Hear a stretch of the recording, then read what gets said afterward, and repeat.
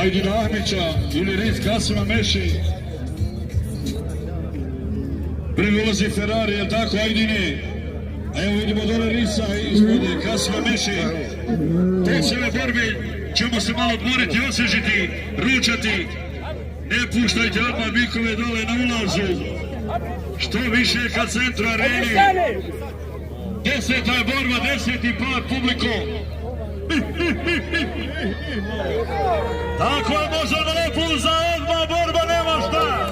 Izgleda bit će oba dobra. I Ris i Ferrari. Nema čekanja. Šta se desi?